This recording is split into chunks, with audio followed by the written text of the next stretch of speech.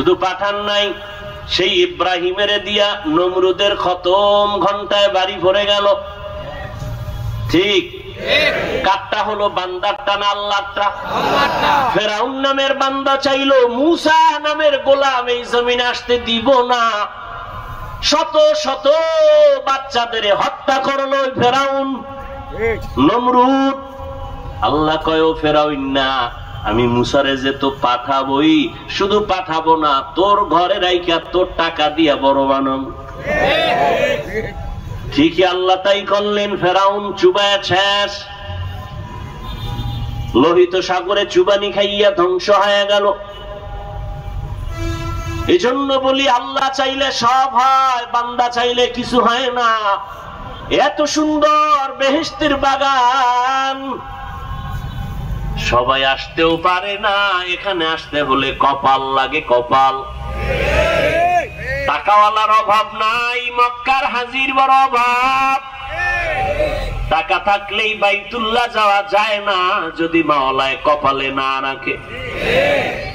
মনে চাইলেই বেহেশতের বাগানে বসা যায় না আল্লাহ যদি কবুল না করেন। এই বাগানটার এখন এত দাম, রহমতের নবী বলেন বসার সাথে সাথে সবার জীবনের সব গুনাহ মাফ হয়ে গেছে। এত বরকতি মজলিস, এখানে বসে যদি বান্দা দুই ফোঁটা চোখের পানি ছেড়ে মা বাবার জন্য, দেশের জন্য, ভাই বোনের জন্য, পরিবারের জন্য মুসিবত থেকে হেফাজতের দোয়া করে কান্না করে বিদায় হও, আমি আল্লাহ তোমার তওবা কবুল করে নিষ্পাপ শিশুর মতো পবিত্র বানায় দিব।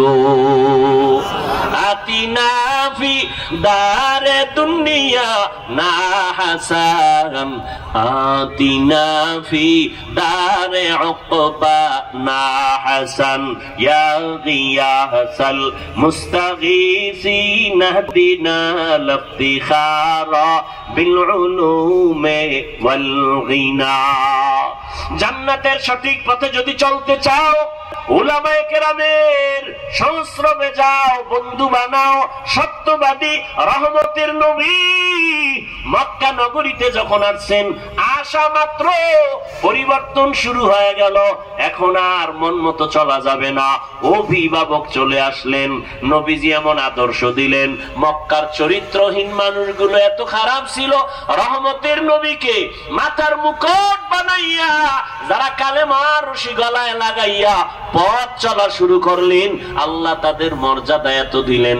আল্লাহ জিব্রাইল আমিনকে বলেন লিস্টি দিলাম, নবীরে গিয়া দেখায় দাও, এই লিস্টিতে যাদের নাম আছে তাদের ঘোষণা নবী যেন দিয়া দেয়, এরা বিনা হিসাবে জান্নাতি।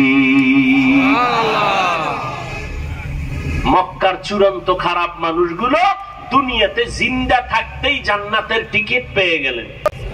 এটা কি নতুন শুনলেন? না আরো আগেও শুনছেন। দুনিয়াতেই জান্নাতের টিকিট হাতে পেয়ে গেলেন আবু বকর, ওমর, ওসমান, আলী সহ 10 জন সাহাবা রাদিয়াল্লাহু আনহুম আজমাইন। এখন তারা ঘুমাইতে গেল, নবীর অভিভাবকত্বের নির্দেশ না মেনে ঘুমায় না। এতদিন মন চাইলে ঘুমাইতো, মন চাইলে উঠতো, খানা পাইলে খাইতো, না পাইলে নাই, ভালো মন্দ যাচাই করতো না। এখন খানা খাওয়ার আগেই একটু চিন্তা করে হালাল না হারাম। খানাটা মুখে দেওয়ার আগে দোয়া পড়ে বিসমিল্লাহি ওয়া আলা বারাকাতিল্লাহ। চলতে গিয়ে এখন মন মতো চলে না। মদিনার নবী অভিভাবক হয়ে বলছে ডাইনে চলবা সুন্নত, নজরটা নিচে রাখবা সুন্নত। এত বড় বড় দামি সাহাবী এখন অভিভাবক মাইনে চলার কারণে নিজের কন্ট্রোলে চলে, এখন ডাইনে চলে, মনে চাইলেই মন মতো চলে না, এখন নজরটা নিচের দিকে রাখে, এখন নিজের বিনয়ী মনে করে চলে।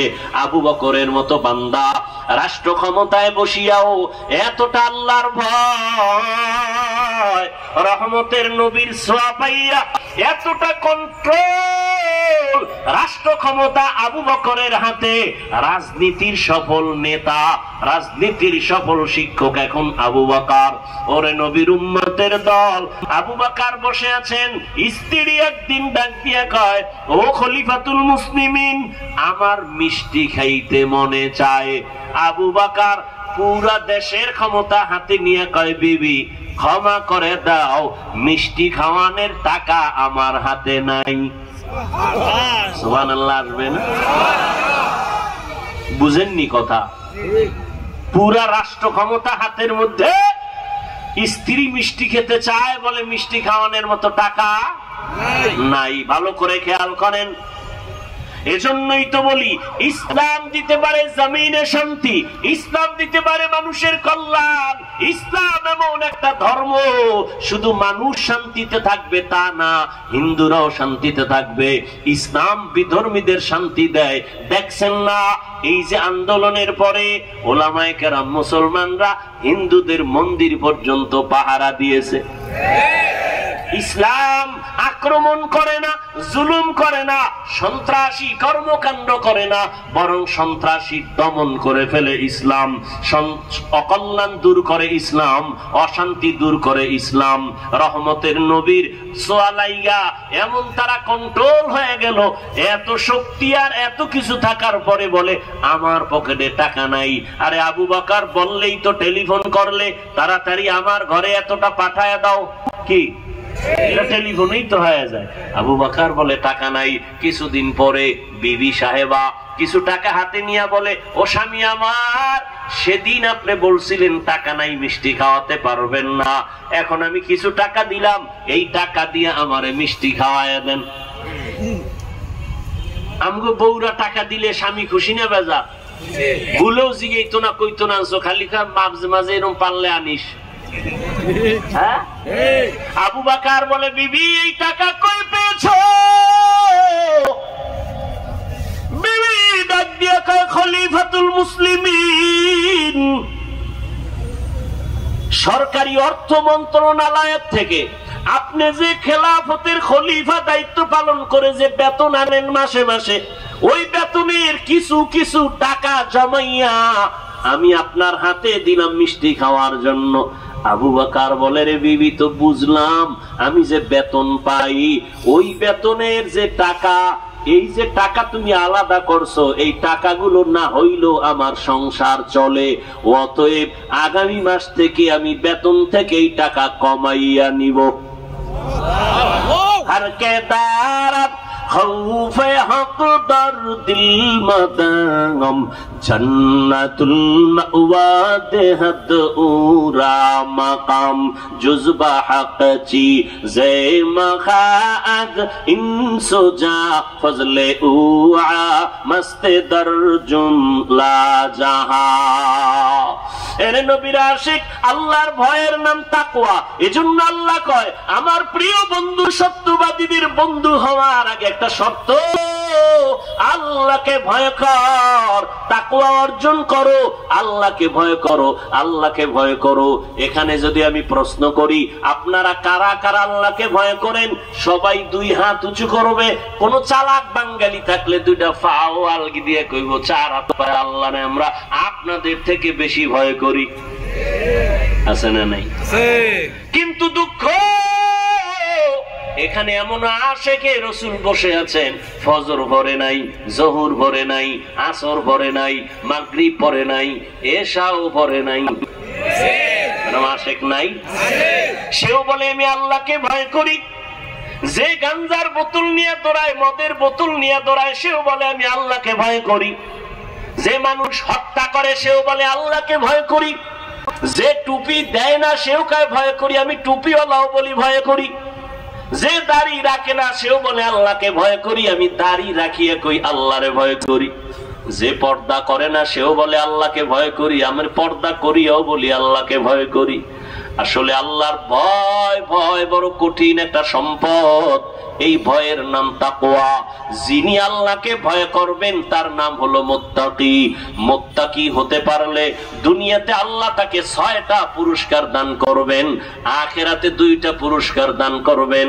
আখিরাতের প্রথম পুরস্কার বিনা হিসাবে জান্নাত, দ্বিতীয় পুরস্কার পর্দা ছাড়া ডাইরেক্ট হবে আমার আল্লাহর সাথে মোলাকাত। এই বরকত পাবে কারা? গাঞ্জাখোর না, যাদের মধ্যে আল্লাহর ভয় আছে। এখন যে বেনামাজিও আল্লাহকে ভয় করি, নামাজিও বলে ভয় করি, দাড়িওয়ালা বলে ভয় করি, দাড়ি ছাড়াও বলে ভয় করি, আসলে ভয়ের মর্মটা কি আমরা বুঝি না। উদাহরণ দিয়া বলি, সন্তান মা বাবাকে ভয় করে, প্রমাণ মা বাবার সামনে অন্যায় করে না। ছাত্র শিক্ষকের ভয় করে, প্রমাণ শিক্ষকের সামনে কোনো অপরাধ করে না। ঠিক যারা আল্লাহকে আসলেই ভয় করবে তারা গুনাহ কখনো করবে না। অতএব যে বলে ভয় করি আবার গুনাহ করে, আসলে সে আল্লাহকে ভয় করে না। এই ভয় মানে তাকওয়া, এটার এত দাম যে দুনিয়াতেই 6টা পুরস্কার আল্লাহ দিবেন, বলার সময় আমার নাই। এই তাকওয়ার এত দাম। আমার নবী যার কোনো গুনাহ, সেই নবীকে পর্যন্ত আল্লাহ নিজে বলেন, ইয়া আইয়ুহান নাবিয়্যুত্তাকিল্লাহ ওয়া লা তুতিইল কাফিরিনা ওয়াল মুনাফিকিন। ও নবী, আপনি আমার এত বড় মুহাব্বতের, দুনিয়ার সব নবী, মুসা নবী, ঈসা নবী, সব নবী রাসূল আমি আল্লাহ তাআলার আশিক, আর আমি আল্লাহ নিজে হলাম আপনি মুহাম্মদের আশিক।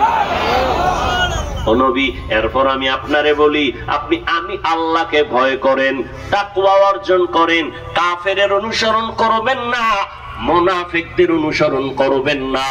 নবীকে তাকওয়ার বয়ান করতেছেন, আল্লাহর ভয়। আল্লাহ কোরআনের ভিন্ন আয়াতে বলেন, ওয়া আম্মা মান খাফা মাকাম রাব্বিহি ওয়া নাহান নাফসা আনিল হাওয়া ফাইন্নাল জান্নাতা হিয়াল মাওয়া। আল্লাহর আদালতে দাঁড়াইয়া হিসাব দেওয়ার ভয়।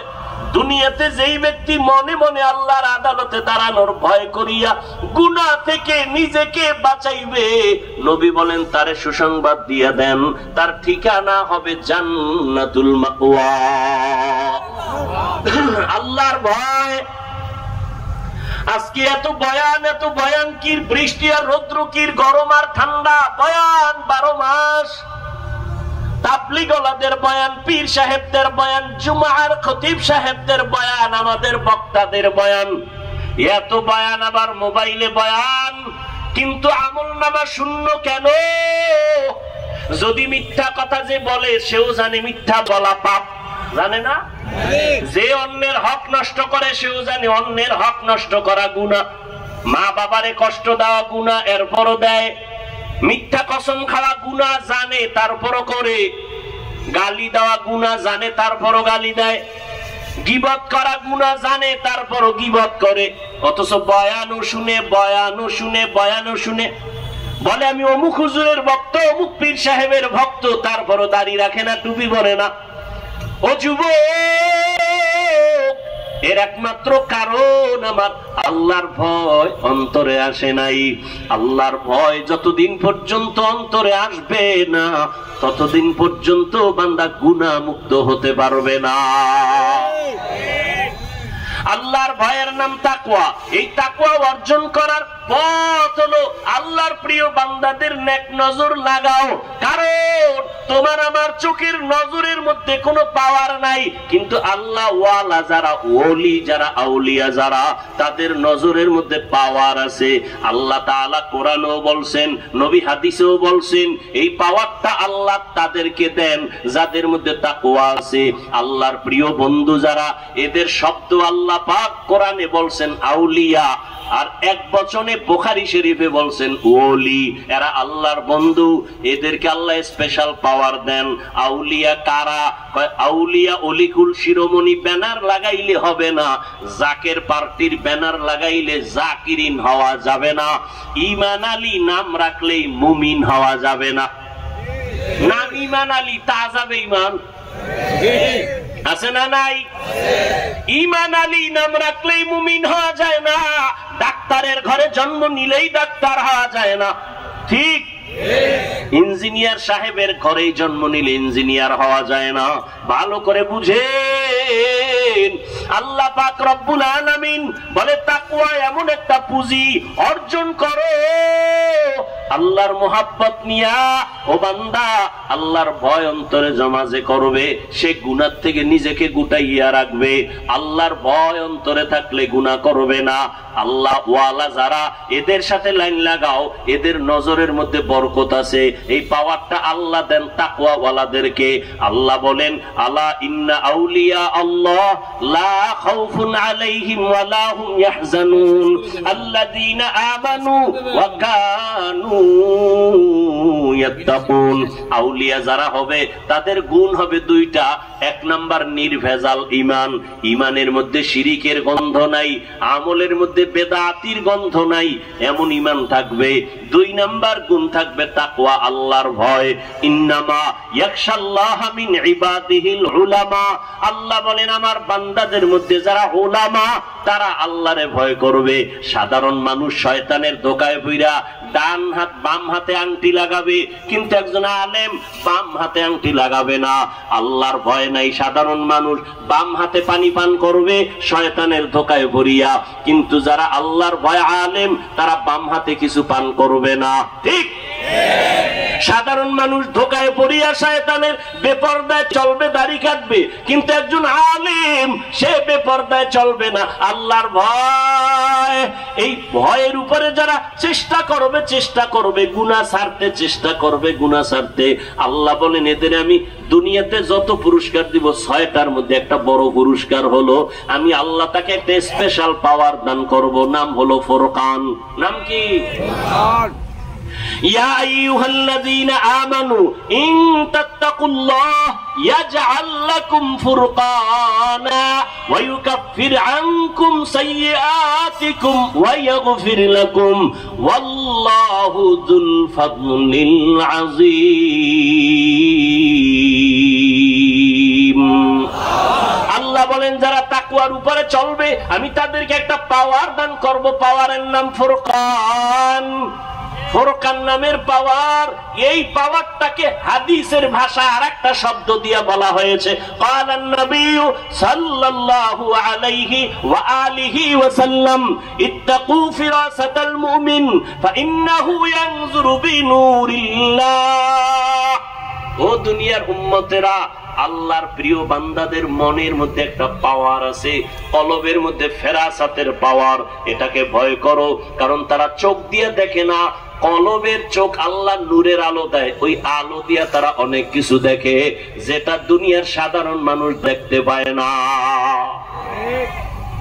খারাপ লাগতেছে? এত সুন্দর বরকতের দোয়া থুইয়া বাড়ি যাইবেন? আমি গুছাই নিতেছি আর অল্প টাইম। ওমর ফারুক রাদিয়াল্লাহু তাআলা আন জুমার খুতবা দিতেছেন, হঠাৎ করে অপ্রাসঙ্গিক ভাবে একটা শব্দ ওমর বলে ফেললেন, ইয়া সারিয়াতাল জাবাল, ইয়া সারিয়াতাল জাবাল, ইয়া সারিয়াতাল জাবাল। কয়বার? 3বার বললেন। 3বার মানে ও সারিয়া পাহাড়, ও সারিয়া পাহাড়, ও সারিয়া পাহাড়। সারিয়া নামের বান্দাকে ওমর বলতেছে পাহাড় পাহাড়। সারিয়া কই? ওমর যেখানে খুতবা দেয় সেখান থেকে 3000 কিলোমিটার দূরে। অপ্রাসঙ্গিক ভাবে বলে ফেললেন। সারিয়ারে ঘরে জিজ্ঞাসা হইল তুমি শুনছো নি? পাশে বইয়া বললে যেভাবে শুনি ওইভাবে শুনছি। তাই কি ওমর গায়েব জানে? গায়েব জানে? গায়েবের মালিক কে? قُلْ لَا يَعْلَمُ مَنْ فِي السَّمَاوَاتِ وَالْأَرْضِ الْغَيْبَ إِلَّا اللَّهُ। হে নবী আপনিই বলে দেন আসমানের বাসিন্দারা কেউ গায়েব জানে না, জমিনের বাসিন্দারা কেউ গায়েব জানে না, একমাত্র কে জানেন? আল্লাহ। একমাত্র আমার আল্লাহ জানেন গায়েব।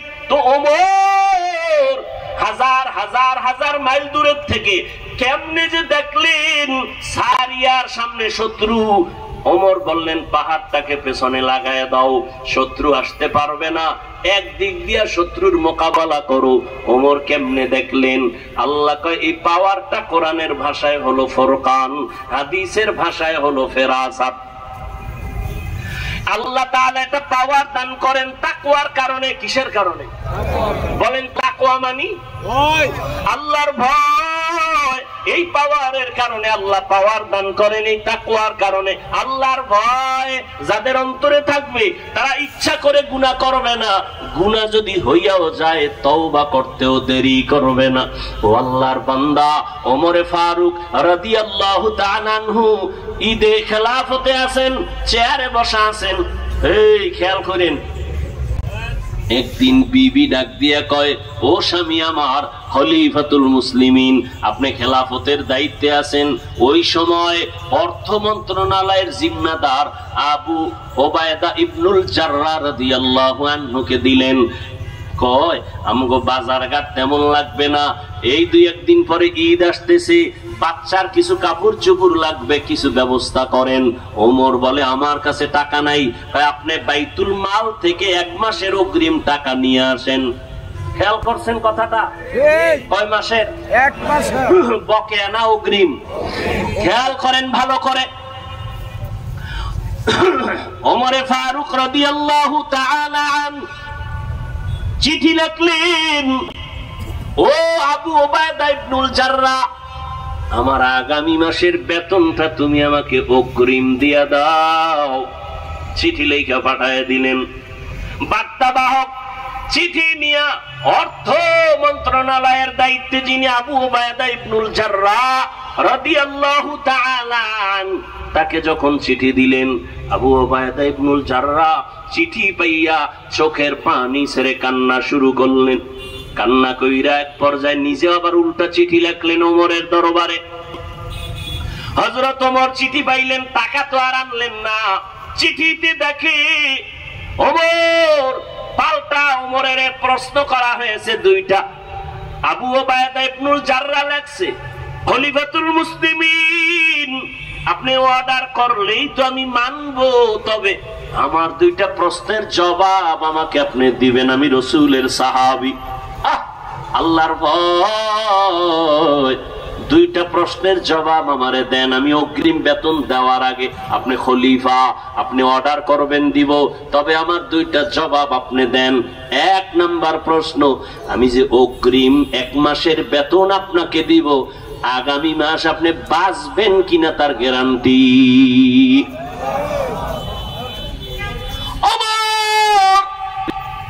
কিং কর্তব্য বিমূঢ় হয়ে চোখের পানি ফেলে কাঁদতেছেন।